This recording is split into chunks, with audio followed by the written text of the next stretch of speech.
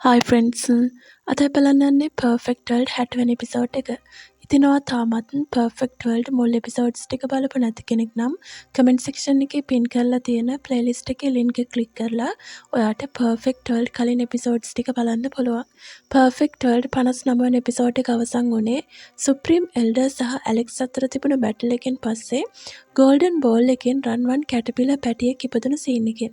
හරි එහෙනම් අපි බලමු අද කතාව ඉස්සරහට මොනවද වෙන්නේ කියලා. හරි ගයිස්, එහෙනම් අපේ channel එක subscribe කරලා නැති යාළුවෝ channel එක subscribe කරලා වීඩියෝ එකට like එකක් දාගෙනම යමු අද වීඩියෝ එකට.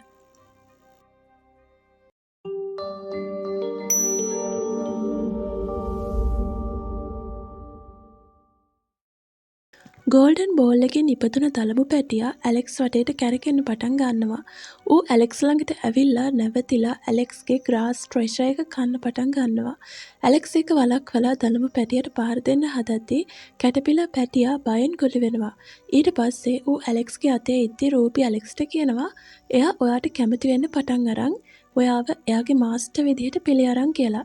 ඊට පස්සේ රූපි ඇලෙක්ස්ට කියනවා අතීත කතාවකට අනුව පුරාවෘත්ත කෘමියෙක් හෝ සතෙක් ඉපදුනහම ඒ සතා මාස්ටර් විදිහට තෝරගන්න කෙනාගේ පුරාවෘත්ත නිධානයේ තියෙන සාරය අවශ්‍යයි කියලා. නමුත් ඇලෙක්ස් කියනවා මට ඒක කැටපිලරට දෙන්න බෑ. මොකද ඒක ගෝඩ් ට්‍රී එක මට දීපු නිසා. ඊට පස්සේ රූබි කියනවා අපිට මේකට හුවමාරු කරගන්න පුළුවන් හොඳ නිධානයක් එයාට දෙන්න පුළුවන් කියලා. නමුත් එයා ඔයාගේ ශාක නිධානයට වඩා කැමති. මේ කාලා රෙඩ්බර්ඩ් කියනවා ඌ හුරතල් සතෙක් නිසා අපි ඒක දෙමු කියලා. ලයන් කියනවා ඔයා ඒෂියන් බටර්ෆ්ලයි ගැන කිසිම දෙයක් දන්නේ නැහැ. ඒ නිසා නිහඬව ඉන්න කියලා. දැන් ඇලෙක්ස් හැමෝම එක්ක ඒතනින් පිටත් වෙනවා. ඔවුන් ආයෙමත් යන්නේ මෙඩිකල් සිටි එකට. ඒ අතරතුර කැටපිලර් කෑ ගහන්න ගන්නවා. රෙඩ්බර්ඩ් කියනවා මම කලින්ම ඔයාට කිව්වා ග්‍රාස් ට්‍රෙෂර් එක විතරක් දෙන්න කියලා. මොකද මට ඒකේ විශේෂ දෙයක් පේන්නේ නැහැ. නමුත් දැන් ඌ ඇලෙක්ස්ගේ කොණ්ඩේ ට්‍රෙෂර් අතරට යවනවා. මේන් පසු ඇලෙක්ස් හැමෝටම කියනවා අපි ඔහුව ප්‍රිමෝඩියල් මවුන්ටන් එකට අරගෙන යන්න ඕන. මොකද එහෙ ශාක නිධාන ගොඩක් තියෙනවා. ඔහු එතන ඉඳගෙන සෝපාස ලෙස කෑම කයි කියලා. රූබි හිතන්නේ අය ඇලෙක්ස්ට කැමති නිසා එහෙට ඔහු ආවොත් හොඳයි කියලා. මොකද ඒ ඇගේ ප්‍රදේශය නිසා. මේ වෙලාවේ පුලව් කාන්තෙන් පණිවිඩයක් එනවා. ඒකෙ තිබුණේ කෙනෙක් ඇලෙක්ස්ට පුලව් කන්දට එන්න කියලා තිබුණා. මේක දකින රෙඩ්බර්ඩ් කියනවා මේක ඔයා කලින් පරාද කරපු කුමරියගේ ඥාති සහෝදරයාගේ ඌලක් වගේ පේනවා කියලා. ඊට පස්සේ රූබි කියනවා මම හිතන්නේ නැහැ මෙහෙම දෙයක් තියෙනවා කියලා. එහෙම වුණා නම් කවුරු හරි ඇවිත් ඔයාගෙන් පලිගන්න ඉඩ තිබුණා පණිවිඩයක් එවන්නේ නැතුව.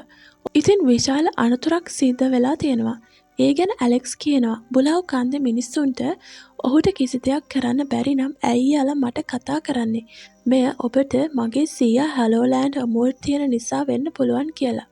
මොකද ඔහු එද්දි කල්ටිවේට් කරුවන්ගෙන් 90%කට වඩා මිය යන නිසා සෑම තැනකම විනාශයන් සිදු වෙනවා. නමුත් එම හෑන්ඩ් අමෝර්ගේ උපකාරයෙන් අපිට ආසියා සැකත්ම විවෘත කරන්න පුළුවන්. ඒකෙන් ඕනෑම කෙනෙකුට වෙනත් ලෝකයකට ගිහින් ඔහුගේ ජීවිතය බේර ගන්නත් පුළුවන්. නමුත් මට මේ ගැන විශ්වාස නැහැ. අනතුරක් සිදු වුණත් ශක්තිමත් අයට විතරක් නැවත එන්න පුළුවන් කියලා මම නිසකවම අනුමාන කරනවා. මේක අහන ඇලෙක්ස්ට තවමත් ජීවිතුන් අතර ඉන්න කෝඩ් ට්‍රී එක සිහිපත් වෙනවා. මේ වෙලාවේ රෙඩ්බර්ඩ් රූබිට කියනවා මේ වෙනකම්ම ඔය හෑන්ඩ් හමුදාව අපිව විතරයි හොයාගෙන ආවේ කියලා. රූබි කියනවා ඇය ආවම ගොඩක් අය අතුරුදන් වෙයි කියලා. ඒ නිසා අපේ වංශය බේර ගන්න උදව් කරන්න. ඔයාට ඕන නම් ඔයාගේ මිනිස්සුන්වත් බේර ගන්න පුළුවන් කියලා. මේක අහපු ඇලෙක්ස් කියනවා ඔයා කියන දේ ඇත්ත නම් මම හැමෝම බේර ගන්න ඕනේ. නමුත් දැන් මම මුලින්ම මගේ ස්ටෝන් විලේජ් එකට යන්න ඕන. රූබි කියනවා එහෙනම් මම ඔයා එනකම් මෙහෙ ඉන්නම් කියලා. මේක අහන ඇලෙක්ස් කියන්නේ ඔබත් මායක ගල් ගම්මානයට එන්න කියලා. ඉන්පසු අපි කෙලින්ම මෑන් ප්‍රියෝඩියල් වෙත යමු. රූබි ලැජ්ජාවෙන් ඒකට එකඟ වෙනවා. මේක අහපු ජියා කියනවා ඔව් එහෙනම් මමත් ඔයා එක්ක එන්නම් කියලා. ඇලෙක්ස් කියනවා නමුත් ඔයාට දැන්ම ඔයාගේ තාත්තා ළඟට යන්න ඕන. එතකොට ඔයාට ඔක්කොම එයාට කියන්න පුළුවන්. මේක අහපු ජියා රෙඩ්බර්ඩ්ගෙන් ඉල්ලනවා මේ ඔක්කොම එයාගේ තාත්තට කියන්න කියලා. ඔයා මේක මගේ තාත්තට කිව්වොත් හෝලි ඔයාව එයාගේ ශිෂ්‍යෙක් කරයි කියලා. රෙඩ්බර්ඩ් මේකට එකඟ වෙනවා.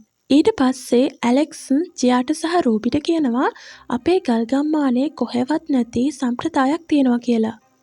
පිටස්තර ගෑනු ළමයෙක් ගල් ගම්මානයට ගියොත් පිරිමි ළමයා ඇයව කරේ තියාගෙන ගමට යන්න ඕන. මේ ගැන දෙන්නටම ලැජ්ජාවක් දැනෙනවා. ඊට පස්සේ ඇලෙක්ස් දෙන්නවම ඇලෙක්ස්ගේ කරේ තියාගෙන ගල් ගම්මානයට ගෙනියනවා. එතනදී හැමෝම ඇලෙක්ස්ව සහ ගෑනු ළමයි දෙන්නව දැකලා ගොඩක් සතුටු වෙනවා. රාත්‍රියේදී ඔවුන් සියලු දෙනාම සාදයක් පවත්වද්දී එහිදී ගම්වැසියන් සියලු දෙනාම කිව්වේ රූබි සහ ජියා ඇලෙක්ස්ගේ සහකාරියන් කියලා. මේ කහනේ රූබි සහ ජියා ඉතා කෝපයට පත් වෙලා ඔබ සියලු දෙනාම වර්ධවා වටහාගෙන ඇති බව සැමටම කියනවා.